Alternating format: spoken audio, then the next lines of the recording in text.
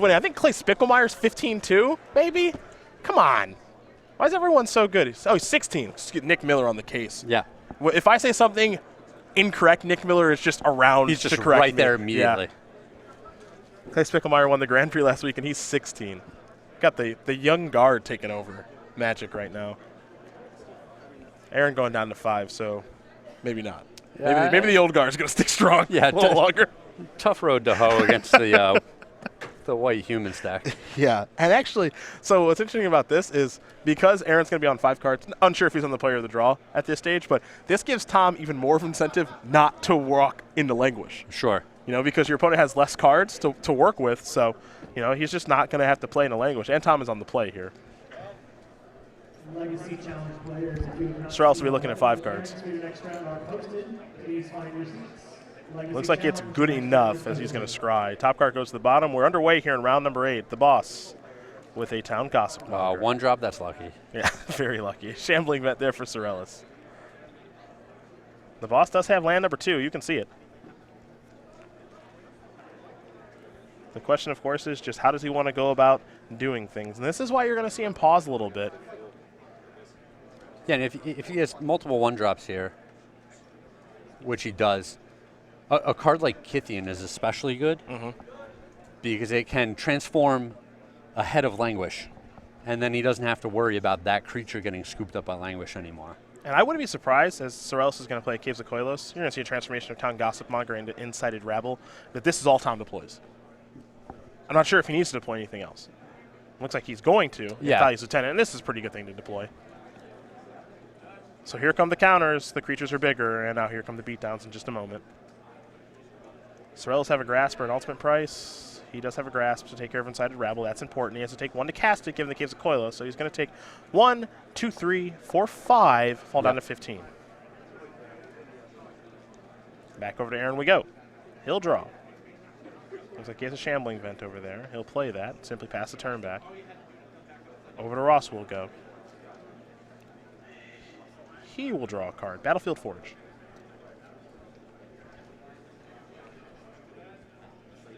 Does he want to play more threats? Looks like the answer is yes. There's Knight of the White Orchid. Counter there. Pretty good, the Knight. It's a heck of a card. Pretty good for this deck. Yeah.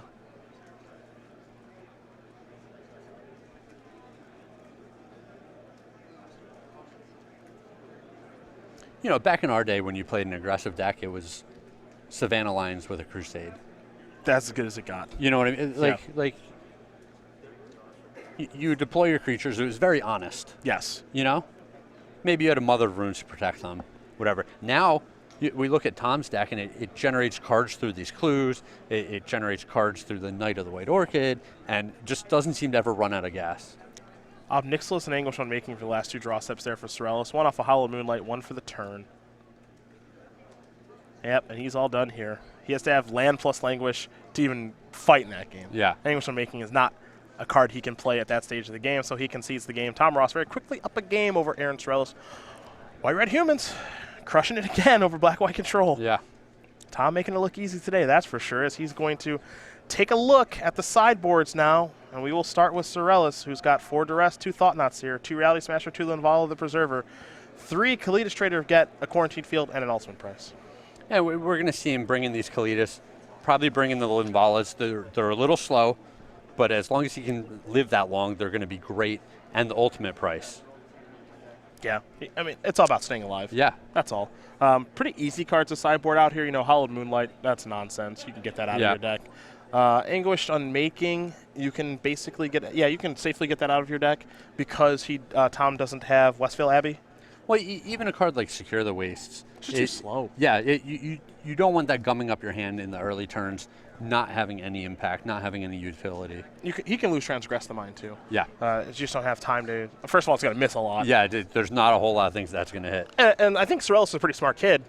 He knows what Tom's up to. Yep. It's not. He's familiar with the SCG Tour of the circuit. Tom winning in Atlanta, so he knows that he's still on white-red. So that means you can expect the Needle Spires, the Reckless Bushwhackers. You see the 2 Gideons as well. Then there's 2 Stasis Snares, a Secure the Waste, a Griff Spoon, and a Silk Wrap. Yep. Yeah. So like you said, the lands, the Bushwhackers, the Gideons coming in. Probably the Secure the Waste and the Griff Boon will come in as well. It's pretty straightforward stuff, I think, here on both sides. I think both players know what's coming from the other player, and now it's up to their decks to kind of cooperate. Yeah.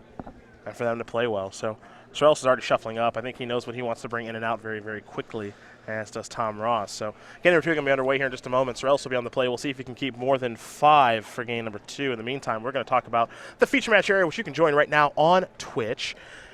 And with that, if you do become a subscriber, you get an exclusive subscribers-only chat, custom emoticons and badges, and you get to decide the quarterfinals tomorrow at the conclusion of round number 15. 8 players are going to make it. You can decide which quarterfinal match we do watch. Twitch.tv/SCG Live is where you're watching. Become a subscriber and join the feature match area today. Only $4.99 a month. Yeah, it's on you guys, the fans, to avoid making us announce green-white token mirrors over and over in the top 8. Completely on you. Yes. Yeah. Please. We're asking really nicely. Yeah, I mean, yes.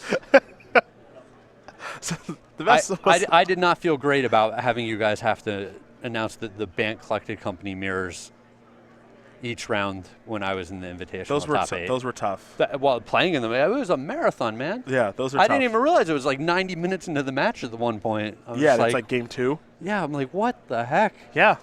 I know, you see, our wonderful viewers, they have a sophisticated sense of humor, so they can turn the vote against us if they want to. For example, back at Grand Prix Miami last year, when we had the green-white devotion mirrors, I'm sure they would have voted for that. Sure. Because the just twisted sense of humor. Sam Black at 500 life, Michael Majors at 499 life, untimed, just please no. Please no. Yeah, I mean, you could just put down the headset and come back in 20 minutes. That was, look, I feel really lucky to do what I do for a living. Yes. With this, and of course. this is great. I love it. That's the only time where I questioned what I was doing with my life, where I couldn't like parse the battlefield because there was too much crap out there, and the life totals were so high that like our image wouldn't work, and we had to have a discussion as a team of like, hey, we need to make the numbers go higher than 100 because of this. Like it was too much. It was too much. I never ever want to have to cover that match again. Yeah, they were testing the limits of what Star City can cover on multiple ways. Of course, the match ended in a draw because Yeah. why wouldn't it? I think it may have ended in a 0-0 draw. I can't remember now. Can't remember. But when you get to the point where the best draw in your deck is a Teamer Sabertooth that you put in your deck to beat the mirror, there's a problem. Yeah. There's a problem. That's all I could say.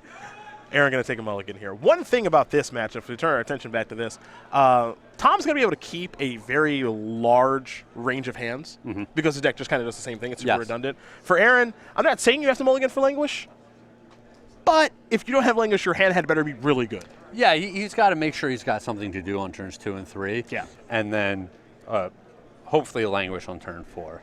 Like, I'm not surprised to see him take a mulligan. I think, your hand is going to start with 6 cards a pretty high percentage of the time. Unless you just have Languish, then it's fine. But I think a high percentage of the time, he just has to mulligan to 6 and find something that actually matters. Yeah. So he's going to look at 6 now.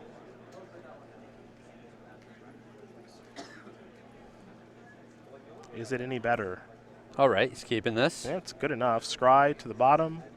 Underway in game number 2. It's a Forsaken Sanctuary. All right, Sorrells, let's pull it together. Come on. A Plains, a Town Gossip Monger. Over to Aaron we go. Don't let the humans just walk all over you. There's a Battlefield Forge. He'll pass the turn back over to Ross.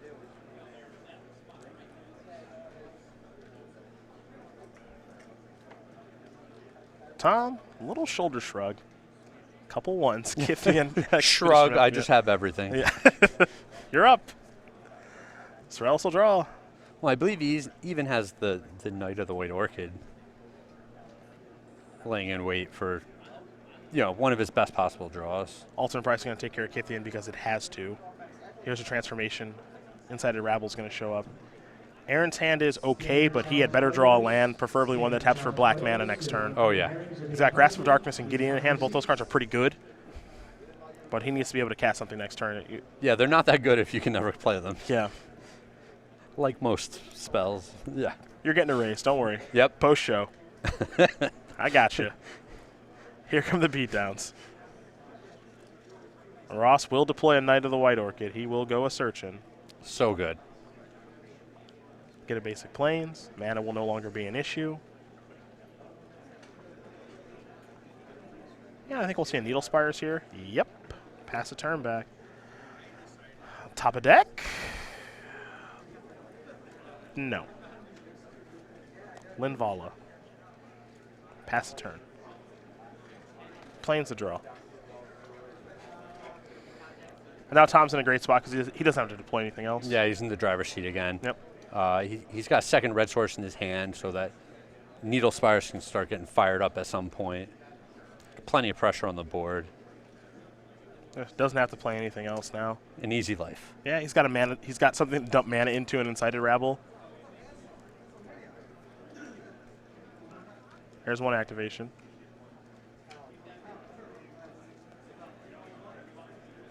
Curious if he's going to play something else here. Because he only pumped once with Incited Rabble. Looks like the answer is yes. There's Knight of the White Orchid. There's a land. Pass. Sorrells, I don't even think his hand has Languish, so. Case of Koilos. He's got a, man, he's drawing a lot of pain lands. Yep. I guess he's got 2 Battlefield Forges, so. And Gideon's just way too slow now. Tom doesn't even have to attack Gideon. Yeah, I mean, in general, I think the mana in the black-white deck is quite good. I think so on the whole, yeah. But this is going to happen to you sometimes. Yep. Ross on tap and draw. Not a lot to be afraid of here for Tom. Yeah.